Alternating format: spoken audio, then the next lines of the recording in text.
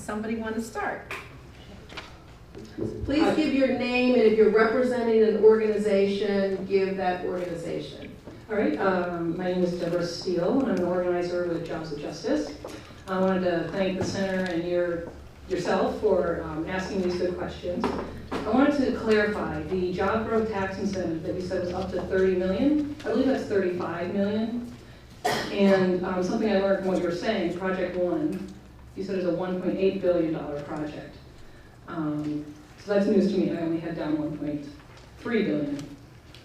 I could be wrong. So just, I think tracking what is happening, is essential, obviously. So Project One, hospital expansion on main campus, also includes the development here in the Near East. I would like to see some reflection and acknowledgement from PACT to that fact that this is under the scope of Project One. And then I'd like to invite people to a forum this Saturday at the Neighborhood House that begins at 1 p.m. that other folks are helping put on. And the solution, I would say, would be a community benefit agreement that is derived from the community. And I don't care if that goes through PACT or if folks at OSU, who is the developer, would sign that agreement. But that's what I see as a solution, and that's a whole separate show about what a community benefit agreement is. But I think PACT hasn't been working, and I don't see it working in the future. And let me just clarify one of your points. You said you wanted a community benefit agreement with OSU. Around Project One. Around Project One, which is the campus redevelopment. And the Near East. Under the job growth tax incentive, the partnership, all jobs that OSU brings is under the umbrella of Project One. And that revitalization funds, the $10 million that has begun to be spent already, obviously the social impact is here in the Near East. And I don't think the residential stakeholders within PACT have no clear defined role. Anybody interested in things happening is a stakeholder according to PACT. So Project One is the development project, not the tearing down of Poindexter, not just the VA, not just CarePoint East or the East Hospital. The money's $1.8 billion. Somewhere between the 1.8, 1.3. And we will get for all of the communities so that all figures are accurate, the total scope of the project of the campus, the university, as well as what is going to happen on the east side, because the Ohio State University is not the developer for the projects on the Near East side. They are totally responsible for the university project, because that is a university project. But the redevelopment is the partnership of OSU and the City of Columbus and CMHA. So the three of them are driving. Yes, the $10 million is still focused just to the Near East. PACT is designed to help shape that. And what I'm saying is a community benefit agreement should be reached for citywide, local job growth, a local hiring provision, family sustaining wages and benefits, and on. And also preserving some of the buildings at Poindexter. So I will step down. Again, thank you for asking these tough questions, but obviously we don't have a clear idea of the scope of the project. Thank you. Other questions? Senator Tavares, I wanted to ask if there's been any thought about having like a technological center in the middle of the historic district. I mean, we live in a digital world. We compete globally. And I think a lot of times the majority thinks of historic as antiquated and analog. And I was just wondering if there has been any conversation around, and I'll throw this out as an example, just for instance, what if there was an Apple store or something that's forwarded towards kids in the community, because within the district you also have the university and you have the schools and you have a whole lot of kids. And so oftentimes I don't hear any discussion around kids being technologically relevant in this community, and I think that could be beneficial. So that could be a recommendation. Okay.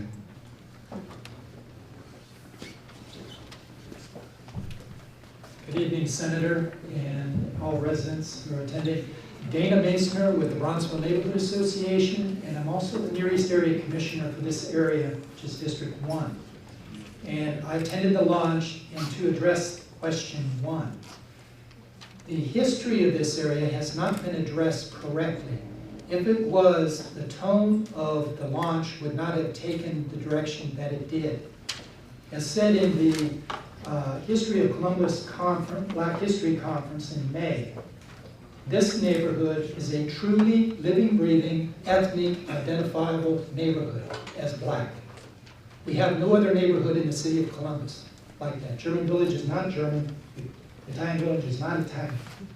The reason why that is significant is because of the institutions that are here and are breathing, living, existing. The churches, the Urban League, the lawyers, the lodges. The big one, which was an irritation to me at the launch, is this very building right here. The Black Studies Center was not identified by President Gee from OSU. What a major oversight. This has had a role in this community since it was founded in the 70s and has been in this location since the 80s. And it has been a forum to discuss the very things that the PACT says it wants to do. So to negate the existence of this institution, which me as a resident myself have attended to discuss these very things, is a great oversight. So what I'm asking the PACT is to recognize the institutions of my neighborhood, the Black institutions which make this historic, because they are living, breathing, and working.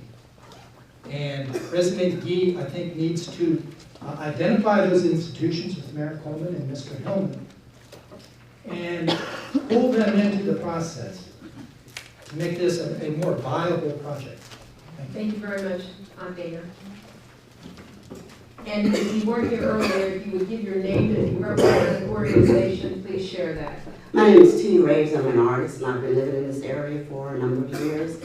And back in 1979, we were on the run, photographing, documenting every piece of building that was torn down. I mean, from music studios that were owned by Black people, and as a matter of fact, there's an exhibition over at the King Center relating to all the houses that have been torn down. I mean, we spent over 30 years documenting the houses that have been torn down, businesses that have been torn down, and my dream is to see that we do not tear down all of Poindexter Village, because a lot of important people came out of that community. Greg Morris, who played on Mission Impossible, those people came out of that community. And I just hope that we never think in terms of destroying the whole building. When we had a gallery in the Short North, people coming in from Louisiana and other places wanted to know, where is the Black community? We were the only gallery in that area. And we were around for about 30 years and had one of the largest art movements in the state of Ohio. When people come in, they want to know, where is the Black art? Elijah Pierce, one of the top artists in the city, they tore his building down. It's gone. In the country, for that matter. It's gone. We don't have the physical structures there. You can't bring in tourists. Who wants to talk about a plaque? The physical structure should be there. So it is my hope that they do not demolish Poindexter Village. I've gone through there, photographed the children. There are real people living there. I've gone to their homes, given them the photographs of their home and the place where they live. It's not like it's no one's living there, it's an abandoned building. Let's tear it down. We spent over 30 years documenting the buildings. They're all gone. So many of the buildings are gone. And they were businesses. People lived there, So let's hope that they don't tear the whole building down, everything. We want to save something, Thank you very much. Ms. Shorter-Smith. Hi, I'm Tony Shorter-Smith, and I'm representing myself as a resident of the Near East Side. I think the community benefit agreement is a great idea.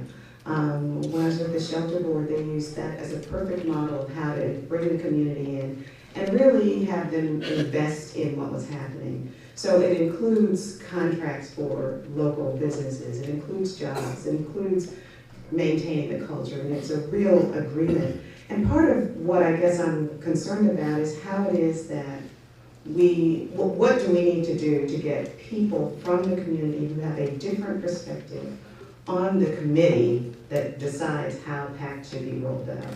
That's, I think, essential. I was listening to Harry Belafonte on PBS a couple of weeks ago, and he was talking about one of the things that he thinks the president is lacking is somebody who has a real perspective that is different. And so I think we need to start, in terms of getting this community benefit agreement, we need to begin with getting somebody on the committee, this larger committee, that actually has a different perspective. And that's what I would like to see happen. Thanks. Thank you very much.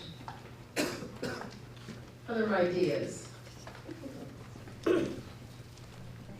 My name is John B. Williams, and I'm with the Council of Elders. My concern is about Poindexter Village's heritage. What are you going to do with this thing? What are you going to name it? Is Poindexter Village now, what will it be named afterwards?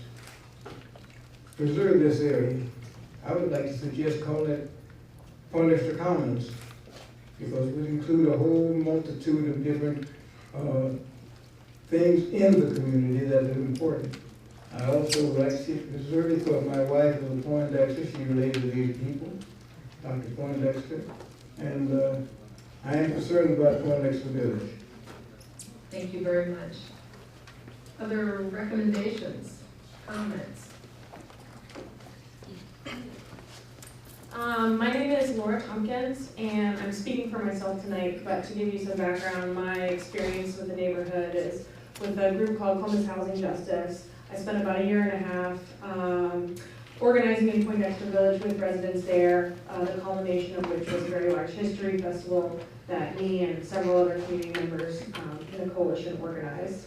And I also want to speak on Poindexter Village. I think it's an atrocity that we're talking about demolishing one of the first public housing communities in the nation. It's a national historic landmark, not to mention so important for the local community. And when I read the history, I see that it's always been a hub of Black community, a Southern Black community in the city, and people have always fought to have control over the land, and they've never had it. When they came to demolish the Blackberry Patch, people had to be forcibly removed from their homes because they refused to leave.